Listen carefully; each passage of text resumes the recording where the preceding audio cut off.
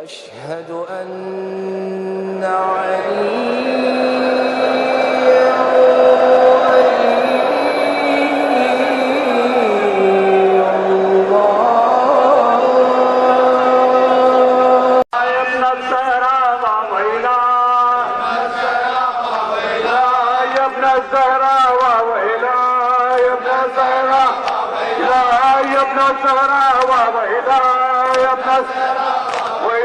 يا ابن الزهراء وإلهي مرحبا لا وإله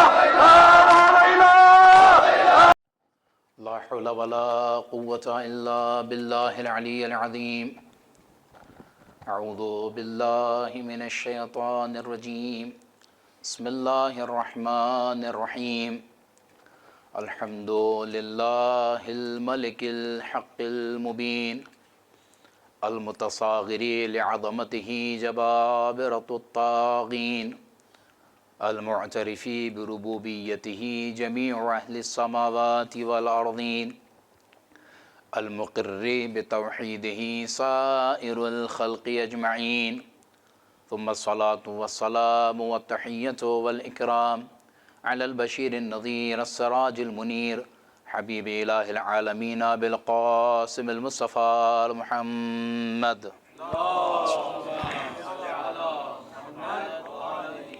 صلوات الله عليه وعلى أهل بيته الطيبين الطاهرين المعصومين المنتخبين المنتجبين سيما على بقية الله في العالمين. أرواحنا وأرواح العالمين لتراب مقدمه فداء عجل الله تعالى فرجه الشريف واللعنة الدائمة الباقية على أعدائهم وقتلتهم وغاسب حقوقهم أجمعين من يوم عداوتهم إلى يوم الدين. أما بعد فقد قال الله الحكيم في كتابه الكريم. بسم الله الرحمن الرحيم.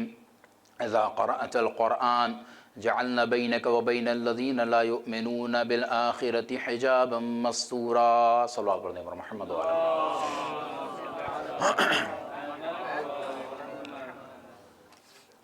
عزیزان گرامی، پروردگار عالم نے جتنی بھی مخلوقات اس کائنات میں خلق کی ہیں ان مخلوقات میں کچھ کو با پردہ خلق کیا ہے اور کچھ کو بے پردہ خلق کیا ہے. تو جن مخلوقات کو با پردہ خلق کیا ہے وہ قیمتی ہیں بنسبت ان مخلوقات کے کہ جن کو بے پردہ خلق کیا گیا. لہٰذا با پردہ شے کی قیمت ہوتی ہے، بے پردہ شے بے قیمت ہوتی ہے. اب آپ سامنے کی مثالیں ہمارے یہاں دنیا میں موجود ہیں. ایک گیہوں کا دانہ ہے جس کو پروردگار عالم نے اگایا ہے، تو اس کے اوپر بھی چھلکا رکھا ہے جو اس کا حجاب ہے، اور یہ چھلکا اس گیہوں کی حفاظت کرے گا. کس چیز سے؟ کہا گرد و غبار سے حفاظت کرے گا، اس کو گندا نہیں ہونے دے گا جب تک اس کو خود اس کے چھلکے سے اتارا نہ جائے. اور دوسری بات یہ کہ ہر حجاب کی قیمت اس کے محجوب کے اعتبار سے ہوتی ہے. کوئی بھی حجاب اس کی قیمت محجوب کے اعتبار سے ہوتی ہے. جیسا محجوب ہوگا جو چیز جس کے لیے وہ حجاب بن رہا ہے، جیسی وہ شے ہوگی اس کے حجاب کی اہمیت بھی اس کے اعتبار سے ہوگی. چنانچہ گیہوں کی اہمیت کے اعتبار سے اس کے چھلکے کی اہمیت ہوگی.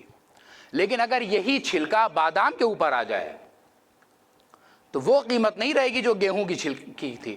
کیوں؟ کیونکہ وہاں پہ جو مظروف ہے، وہاں پہ جو محجوب ہے وہ گیہوں ہے، یہاں جو شے محجوب ہے وہ بادام ہے.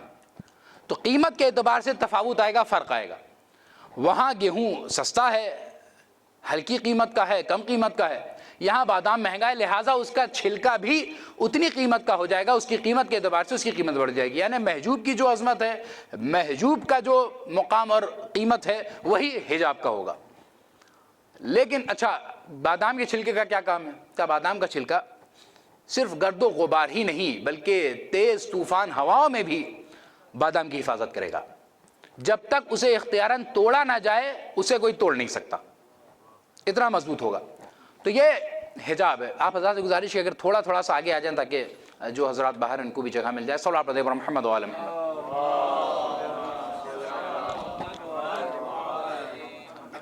تو عزیزان گرامی، یہ قاعدہ ہے، محجوب کی عظمت، محجوب کی قیمت اس کے حجاب کے اعتبار سے.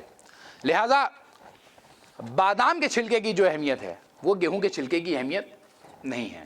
منڈی میں ٹھیلے پر لدے ہوئے برہنہ سیبوں کی وہ قیمت نہیں ہے جو مجمع میں رکھے کاغذ کے پیرہن میں لپٹے ہوئے سیب کی ہے.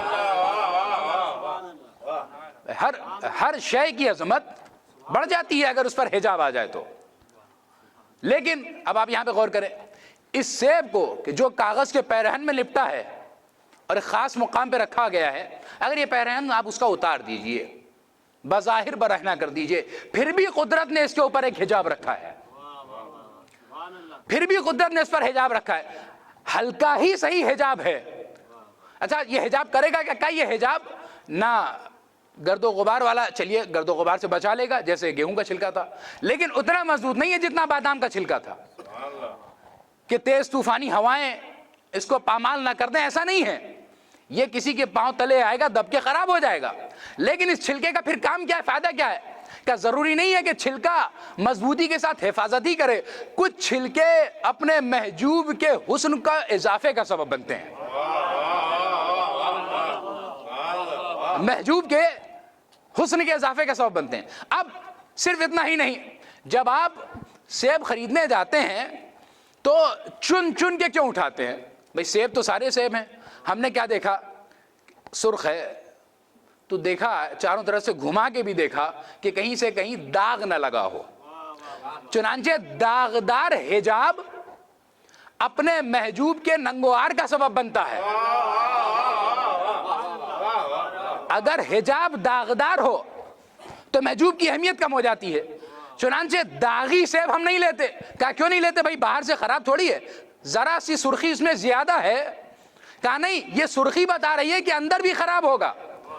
یعنی حجاب عکاسی کر رہا ہے کہ جو حجاب کے اندر ہے وہ شے اچھی ہے یا خراب ہے. بھائی توجہ چاہوں گا میں اس مقدمے میں ذرا سی آپ کی.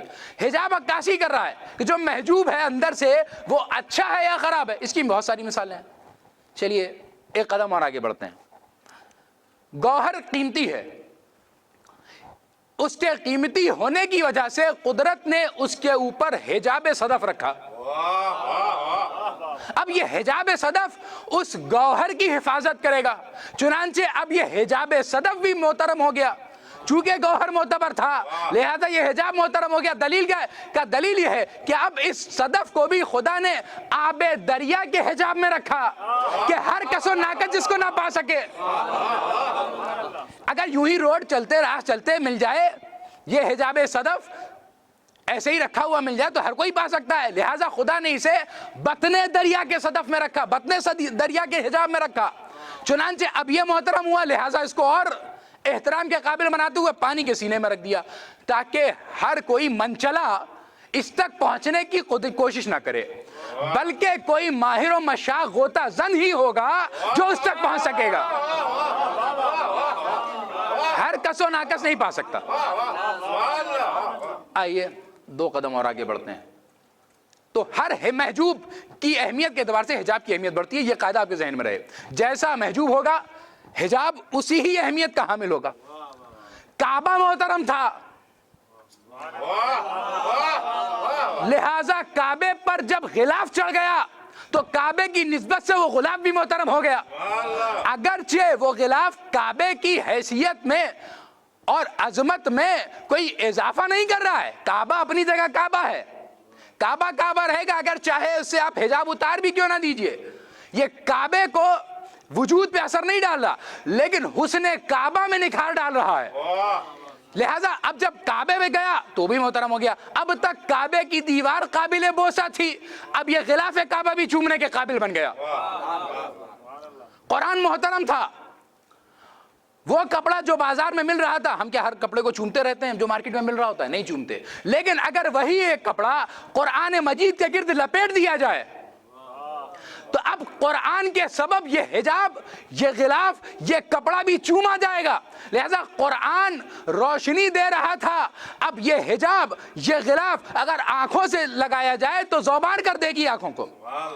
تو عزیزان اکرامی ہر محجوب کے اعتبار سے اس کے حجاب کی اہمیت ہوتی ہے. جس طرح کا محجوب ہوگا حجاب بھی اسی اعتبار کا ہوگا جس طرح کا محجوب ہوگا اس حجاب، یعنی جیسا مستور ہوگا ویسی ساتر کی اہمیت ہوگی۔ اب نہیں جانتا پیغمبر کا جملہ جو روایت میں آپ کے سامنے پیش کروں، پیغمبر فرماتے ہیں الا ان فاطمہ بابھا بابی و بیتھا بیتی فمن ہتکھا فقد ہتم حجاب اللہ، جس نے فاطمہ کی توہین کی اس نے حجاب اللہ کی توہین کی۔ عزیزان گرامی، ہر محجوب کی عظمت کے اعتبار سے حجاب کی اہمیت ہوتی ہے۔ موتی کی اہمیت تھی لہذا صدف کی عظمت بڑھی، کعبے کی اہمیت تھی لہذا غلاف کعبہ کی اہمیت بڑھی۔ اب نہیں معلوم وہ ذات کتنی محترم ہوگی جو اللہ کا حجاب قرار پا رہی ہے۔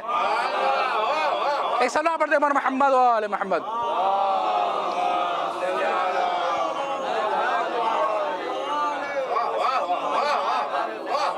وہ ذات کتنی محترم ہوگی جو حجاب اللہ قرار پا رہی ہے۔ اچھا، گیہوں کی مثال میں کیا کہا ہم نے کہ یہ جو چھلکا ہے بڑا باریک سا چھلکا ہے، اس کا کام یہ ہے کہ گرد و غبار سے، آلودگی سے گیہوں کو محفوظ رکھے گا۔ شہزادی حجاب اللہ ہیں، شہزادی حجاب اللہ ہیں، یعنی توحید پروردگار دو عالم پر کفر و ضلالت کی گرد و غبار نہ پڑنے پائے، فاطمہ حجاب اللہ ہیں۔ فاطمہ وجود خدا پر گرد و غبار کفر و ضلالت نہیں پڑنے دیں گی۔ بادام کا چھلکا بادام کی حفاظت کرتا ہے، جب تک فاطمہ ہیں اور فاطمہ کا وجود ہے، یا یوں کہہ دوں فاطمہ کا ذکر باقی ہے، تب تک توحید پروردگار کا وجود خطرے میں نہیں آ سکتا۔ جس کی ادنا سی دلیل خطبہ فدق ہے، جس میں شہزادی نے ابتدائی حمد خدا سے کی ہے، اور پورے خطبے میں جتنے بھی استدلال ہیں سب قرآن مجید سے کی ہیں۔ کیوں؟ نہ قرآن ان سے جدا ہے نہ یہ قرآن سے جدا ہے، بلکہ قرآن سراپا قصیدہ خواہ ہے فاطمہ کا۔ قرآن کی آیتیں قرآن کے سورہ سراپا ہیں، یعنی یوں کہا جائے کہ فاطمہ کے محتاج ہیں، یا فاطمہ آیات کے پیکر میں ڈھلی یا آیات فاطمہ کے عمل کے اعتبار سے نازل ہوتی گئیں۔ اب آپ دیکھتے جائیے قرآن مجید کا مطالعہ کیجئے اور شہزادی کی سیرت دیکھتے چلے جائیے۔ جب فاطمہ کا وجود دنیا میں آیا تب جا کے کوثر کو مصداق ملا۔ جب فاطمہ زیر چادر آ گئی تب آیت تطہیر کو نزول کا موقع ملا۔ جب فاطمہ صداقت کا پیکر بن گئی تب آئے مباہلہ میں نسانہ کی فہرست میں شامل ہو گئی۔ تو عزیزان گرامی، قرآن مجسمہ بن گیا فاطمہ کی صورت میں۔ سیب کا چھلکا سیب کے حسن کے اضافے کا سبب بنتا ہے، لہٰذا اگر کسی کو خدا بند عالم کا حسن دیکھنا ہے تو وہ فاطمہ کی شخصیت کو دیکھ لے۔ اب سمجھ میں آیا پیغمبر نے کیوں کہا تھا لو کان الحسن شخصا لکان فاطمہ، اگر حسن کی کوئی صورت ہوتی تو وہ فاطمہ کی صورت میں نظر آتا۔ تو فاطمہ حسن خدا ہے، تجلی وجود خدا فاطمہ سے ہوتی ہے۔ تو عزیزان گرامی، یہ حجاب خدا ہیں، یہ جس طریقے سے چاہیں خدا بند عالم کے وجود کو ظاہر کر سکتے ہیں، کبھی زبان سے، کبھی قول سے، کبھی عمل سے۔ اب آئیے، یہ ہو گئی حجاب کی گفتگو۔ یہ فقرہ حجاب کا، ایک زیارت جو محمد علی طرازی سے سید علی بن طاؤس نے نقل کی شہزادی کی، اس میں ایک فقرہ ہے اور بڑا لطیف فقرہ ہے۔ کیا فرمایا؟ ارخیت دونہا حجاب النبوہ سللت منہا انوار الائمہ۔ یہ شہزادی کے لیے جملے ہیں۔ اب یہاں پر جو جملہ استعمال ہوا ہے ارخیت دونہا حجاب النبوہ، ارخیتا کا معنی کیا ہے؟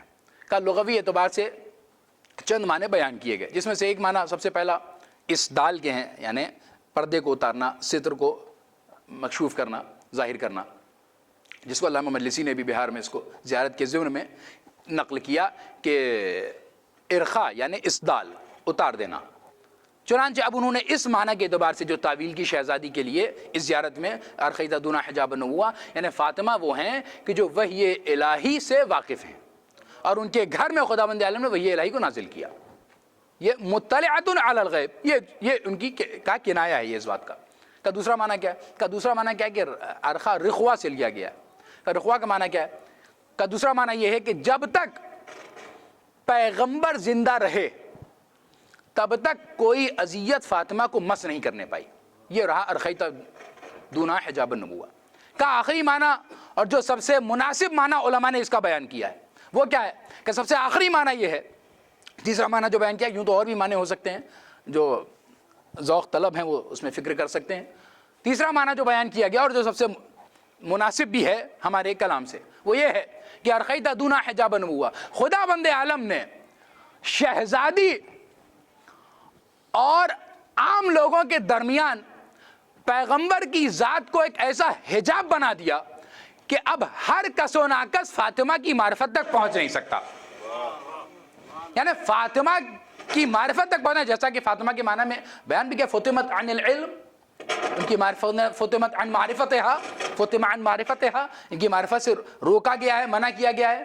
تو یہ ایک تیسرا معنی. تو ازان کامی فاطمہ کیا ہے؟ حجاب اللہ ہے. ارخیت دون حجاب النبوہ، فاطمہ وہ ہے جنہوں نے حجاب نبوت کو. اب آئیے اس کے اصل معنی کا، حجاب کا معنی کیا ہوگا؟ کا حجاب کے قرآن نے کئی معنی استعمال کیے، جس میں سے ایک معنی کی طرف اشارہ میں نے ابتدائی کلام میں جس آیت کا سہارا لیا. کیا؟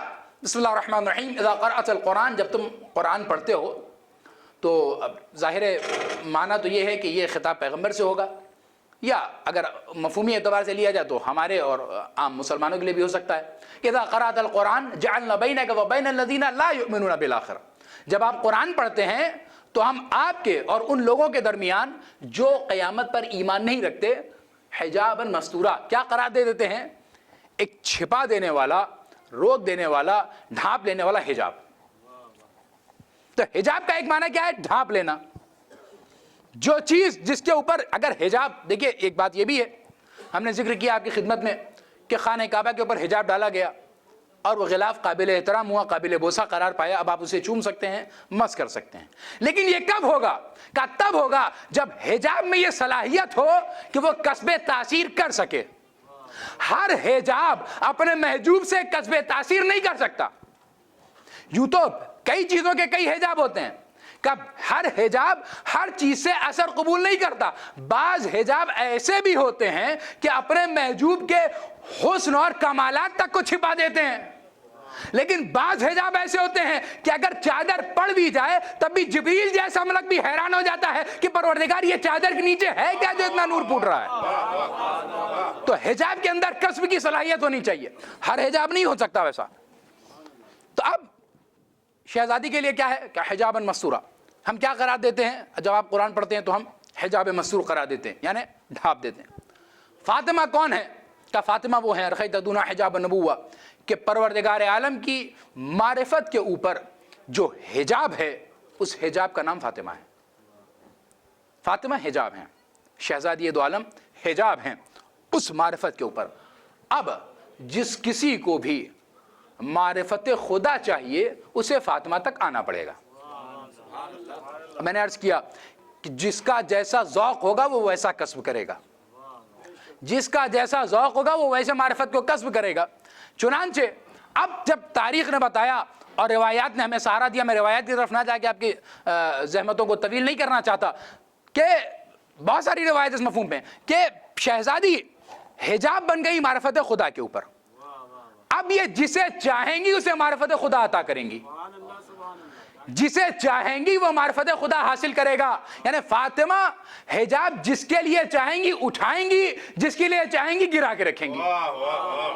اب یہ اپنے کسب کی بات ہے، جو جیسا کسب کر لے گا وہ اس طریقے کا حجاب اور اس طریقے کی حجاب اٹھتا جائے گا اور معرفت خدا حاصل کرتا جائے گا. جس نے جیسا کسب کیا، جس کی جیسی لیاقت تھی وہ ویسا معرفت حاصل کرتا گیا. کسی کو زیادہ صلاحیت مل گئی تو اولو العزم پیغمبر مل گیا، کسی کو تھوڑی کم صلاحیت ملی تو رسول بن گیا، کسی کو اور کم صلاحیت تھی تو نبی بن گیا.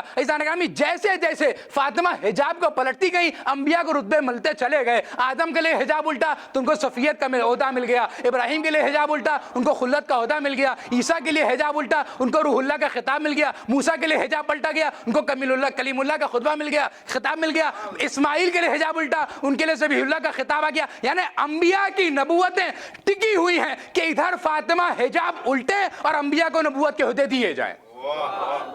اگر فاطمہ حجاب نہ الٹیں تو انبیاء کی نبوتیں ٹھہری کی ٹھہری رہ جائیں. اور یہ لفاظی نہیں ہے، روایات کے جملے ہیں کہ کسی نبی کی نبوت کمال ہی پہ نہیں پہنچے گی، تمام ہی نہیں ہوگی، ملے گی ہی نہیں اسے نبوت جب تک وہ فاطمہ کی معرفت نہ حاصل کر لے. اور ظاہر سی بات ہے محجوب تک پہنچنے کے لیے حجاب تک پہنچنا پڑے گا، محجوب کو سمجھنے کے لیے حجاب کو سمجھنا پڑے گا۔ اگر آپ کو خدا کی معرفت چاہیے تو پہلے فاطمہ کی معرفت حاصل کرنی پڑے گی، اور فاطمہ حاصل کرنا ہر کسی کے بس کی بات نہیں ہے۔ اور خیتدون حجاب نبوہ، فاطمہ نے حجاب ڈال رکھا تھا، لہذا فاطمہ حجاب الٹتی چلی گئی، انبیاء کو عہدے ملتے چلے گئے۔ آخر میں فاطمہ نے خاتم المرسلین کے بعد حجاب گرا دیا، نبوت کا خاتمہ ہو گیا۔ وَسَلَلْتَ مِنْهَا أَنْوَارَ الْأَئِمَّةِ، کیا فکرے ہیں شہزادی کے لیے؟ کون ہے شہزادی؟ کا سَلَلْتَ مِنْهَا أَنْوَارَ الْأَئِمَّةِ، فاطمہ وہ ذات ہیں کہ جن کے وجود سے ائمہ کے نور کا سلسلہ ملتا ہے، یا بطور عنوان کہا جائے کہ فاطمہ برزخ ہیں نبوت و امامت کے درمیان کا، برزخ ہیں نبوت اور امامت کے درمیان کا۔ دلیل کیا ہے؟ کہا جب تک عقد نہیں ہوا تھا بیت نبوت تک کی ضامن تھیں، عقد ہو کے علی کے گھر آ گئیں تو اب نبوت کا رشتہ امامت سے جا کر مل گیا۔ اب اس کے بعد مرج البحرین یلتقیان بینہما برزخ لا یبغیان یخرج منہما اللؤلؤ والمرجان، تو اب جب لؤلؤ و مرجان ظاہر ہوئے تب امامت کا سلسلہ آگے گامزن ہوا۔ چنانچہ اب جیسا کہ روایات بتا رہی ہیں، صرف معرفت فاطمہ انبیاء کے اوپر واجب نہیں ہے، صرف انبیاء پر واجب نہیں ہے، بلکہ ہر زمانے کے امام کے اوپر معرفت فاطمہ واجب ہے۔ اور اس کی دلیل کیا ہے؟ کہ دلیل یہ ہے کہ امام عسکری علیہ السلام کہتے ہیں کہ نحن حجج اللہ علی خلقہ وجدتی فاطمہ حجت علینا، ہم اللہ کی حجتیں اس کی خلق پر ہیں، لیکن ہماری جدہ فاطمہ ہمارے اوپر حجت ہے۔ لہذا انبیاء پر بھی واجب تھا احترام بطول اور معرفت بطول، ائمہ پر بھی واجب تھا، اور صرف ائمہ پر بھی نہیں بلکہ سردار الانبیاء، افضل الانبیاء، خاتم المرسلین کیوں احترام میں اڑ جاتے تھے؟ شاعر کہتا ہے کہ گرانی پلے عصمت میں اتنی تھی کہ دیکھا ہے، گرانی پلے عصمت میں اتنی تھی کہ دیکھا ہے، پے تعظیم اٹھ جاتا تھا وزن مرسل اعظم، پے تعظیم اٹھ جاتا تھا وزن مرسل اعظم۔ عزیزان گرامی، یہ جو رسول اٹھ رہے ہیں یہ وزن عصمت ہے جو رسول کو اٹھنے پر مجبور کر رہا ہے۔ اتنا زیادہ فاطمہ خدا سے قریب ہیں۔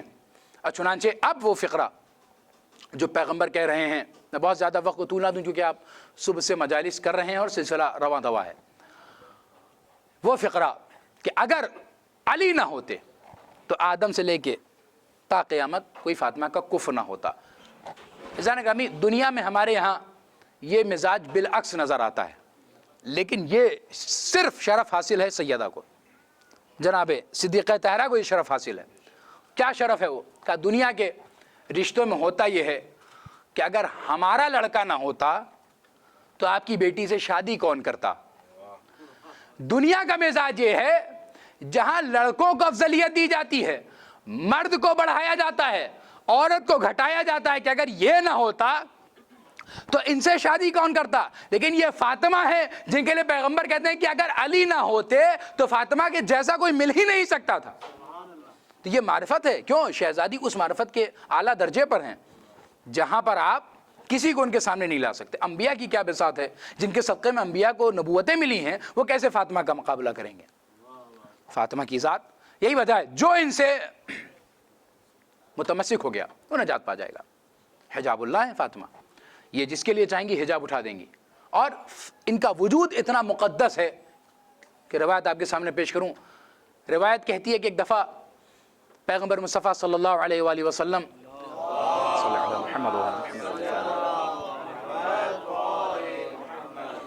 بیت سیدہ میں داخل ہوئے، اور داخل ہونے کے بعد وہ دیکھتے ہیں کہ شہزادی کی آنکھوں سے آنسو جاری ہیں۔ کہا فاطمہ کیوں رو رہی ہو؟ مت رو، تمہارے رونے سے اللہ غمزدہ ہوتا ہے۔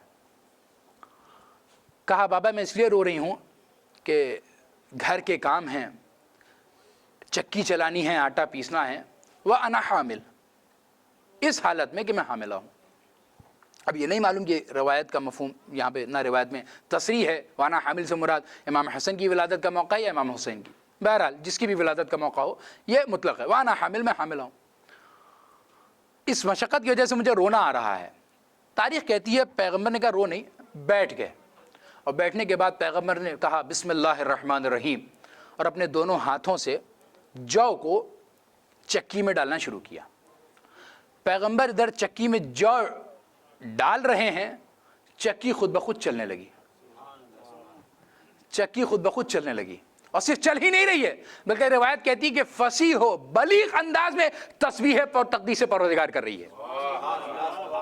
صرف چل نہیں رہی ہے بلکہ چلتی چکی بھی تسبیح و تحلیل پروردگار عالم کر رہی ہے.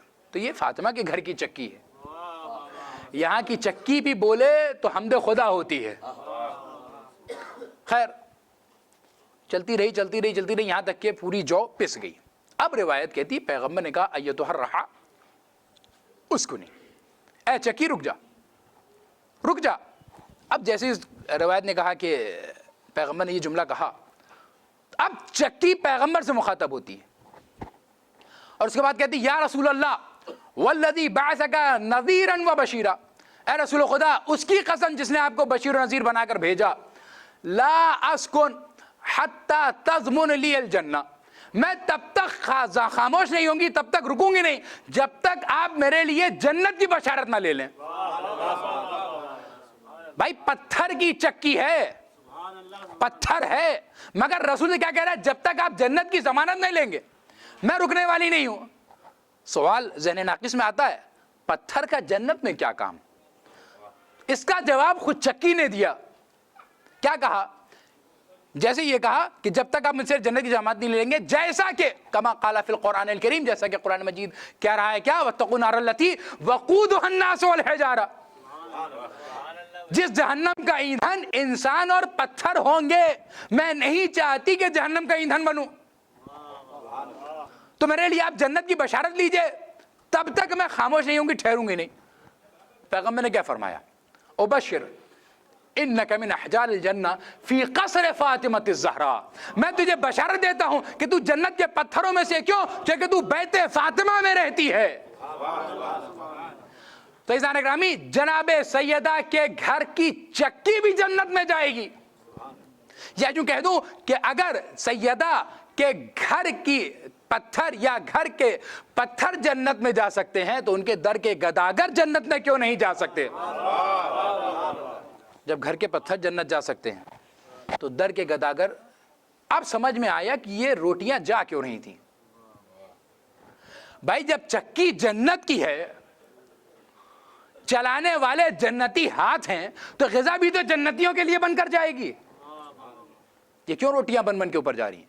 تو یہ شہزادی. اب اس کے بعد پوری طولانی روایت ہے جس کو علم انی فاطمہ میں ذکر کیا ہے صاحب کتاب نے، اور بہت ہی طولانی روایت ہے جس میں پیغمبر نے اس کے بعد فضائل بیان کیے ہیں کہ خاتون کے کیا کیا فضائل ہوتے ہیں، اور بہت ساری فضائل خود شہزادی کی ذات کے لیے، اے فاطمہ ایسا ہوگا، اے فاطمہ ایسا ہوگا، شہزادی کو پورا خطاب کر کیا. تو اس نے یہ فاطمہ ہیں جن کی معرفت جس کسی کو ہو جائے تو وہ درہ امتیاز اس کے لیے ہے فاطمہ کی معرفت کا حاصل کر لینا. اب ہر آدمی اپنے ذوق کے اعتبار سے دیکھے کہ وہ کس اعتبار سے معرفت فاطمہ رکھتا ہے. یہ ایام شہزادی کے عزا کے ہیں، لہٰذا یہ وہ ایام ہیں جس میں آپ کو ثابت کرنا ہوگا کہ آپ سیدہ سے کتنی محبت کرتے ہیں، آپ شہزادی سے کتنی محبت کرتے ہیں. ہمارا مجلسوں میں آنا، ذکر شہزادی سننا، فضائل و مصائب میں شریک ہونا، یہ تمام چیزیں اس بات پر دلالت کریں گی کہ شہزادی کونین سے ہمیں کتنی محبت ہے. بس میں بات کو تمام کروں. فاطمہ کون ہے؟ کہ من ہتکہ فقد ہتک حجاب اللہ، جس نے اس کی توہین کی اس نے حجاب خدا کی توہین کی. عزیزان اکرامی آج 3 جمادی ثانیہ یہ روایات کے اعتبار سے آخری تاریخ شہادت سیدہ کائنات سید عالمیان کے لیے ہے. کون فاطمہ؟ جس کو خدا نے اپنی معرفت کے لیے حجاب بنا دیا، جس کے بغیر کوئی خدا تک پہنچ نہیں سکتا تھا، جس کا دروازہ پیغمبر کا دروازہ، جس کا گھر پیغمبر کا گھر، جس کا قول پیغمبر کا قول، جو چلے بھی تو لگتا تھا کہ پیغمبر چل رہے ہیں، جو بولے بھی تو لگتا تھا پیغمبر بول رہے ہیں. وہ فاطمہ کیا ہے؟ حجاب اللہ، بابہا بابی، بیتہا بیتی. نہیں معلوم پیغمبر نے یہ جملے بار بار کہے کیوں ہیں، یا وہ روایت جس میں پیغمبر نے کہا وہی روح التی بین جنبی، یہ وہ روح ہے کہ جو میرے پہلو میں ہے. اس کے بعد مباشر جو جملہ ہے من آزاہا فقد آزانی. نہیں معلوم اس پہلو کا اذیت سے کیا تعلق تھا. گویا اس پہلو اور من آزاہا کے درمیان ایک تاریخ ہے جو 3 دن کے اندر واقع ہوئی بعد شہادت پیغمبر. 3 دن کے اندر خلاصہ ہو گیا کہ اس پہلو اور اس اذیت کے درمیان 3 دن کا فاصلہ ہے. عزیزان گرامی، کیا ہوا؟ امت نے کیا کیا؟ اس حجاب کے لیے کیا کیا؟ کہ اس حجاب کے لیے کیا یہ کہ وہ دروازہ جس پہ پیغمبر، خود روایت اہل سنت کیا ہیں، تقریباً 6 مہینے آیت تطہیر کے نزول کے بعد آ کے السلام علیک یا اہل بیت النبوہ کے نعرے لگاتے ہوں، ہر نماز کے وقت جا کر شہزادی کو سلام کرتے ہوں. جہاں پر بغیر اجازت پیغمبر اندر نہیں جاتے ہیں، وہ فاطمہ کیا کیا اس دروازے پہ؟ کہ اس دروازے پہ آگ اور لکڑی لے کر کھڑے ہو گئے، دروازہ جلا دیا. مجھے بہت تفصیل سے نہیں جانا، بات 2-4 جملے کہہ کے بات کو تمام کروں. دروازہ جلا دیا. دروازے میں کیلیں تھیں. آپ جانتے ہیں دروازہ بنتا ہے تو اس میں ایک کیل نہیں ہوتی، کئی عدد کیلوں سے مشتمل وہ دروازہ ہوتا ہے. اور دروازہ جب تک جل کے کمزور نہ ہو جائے وہ ٹوٹ نہیں سکتا. تو اتنی آگ لگی کہ وہ دروازے کی لکڑیاں جل گئی اور کمزور ہو گئیں. اب آپ سوچئے اتنی دیر جب کوئی لکڑی جل رہی ہو اور اس کے اندر کیل ہو تو اس کیل کا کیا عالم ہوا ہوگا اتنی دیر میں. چنانچہ آگ سے صرف لکڑیاں نہیں جلی تھیں، کیل بھی جل کے سرخ ہو گئی ہوگی. اب یہاں پر روایت اور تاریخ بیان کرتی ہے اب جب دروازے رفسا کے جملے نا لات ماری دروازے پہ، تو لات مارتے ہی شہزادی دیوار کے پیچھے ہیں، دروازہ شہزادی کے اوپر ہے. اب جب وہ کیل آ کر، اب یہاں پہ تاریخ کہتی ہے کہ پہلی کیل، ایک کیل نہیں میں نے کہا، پہلی کیل جا کر فاطمہ کے پہلو پہ لگی جس سے پسلیاں ٹوٹ گئیں. دوسری کیل فدخل المسمار الثانی فی احشائها، فاطمہ کے بدر مبارک پہ جا کر دوسری کیل پہ وصل ہوئی جس کے نتیجے میں محسن شہید ہو گئے. اب یہاں شہادت ہوئی. کا سخت کیسے ہوا؟ کا سخت ایسے ہوا کہ دروازہ ایک بار نہیں مارا، کئی دفعہ مرارن و تکرارن، کئی مرتبہ لاتے مار مار کر شہزادی کو در و دیوار کے درمیان پیسا ہے. اب نتیجے میں شہزادی منہ کے بل زمین پر آئی، دروازہ شہزادی کے اوپر ہے. اب امت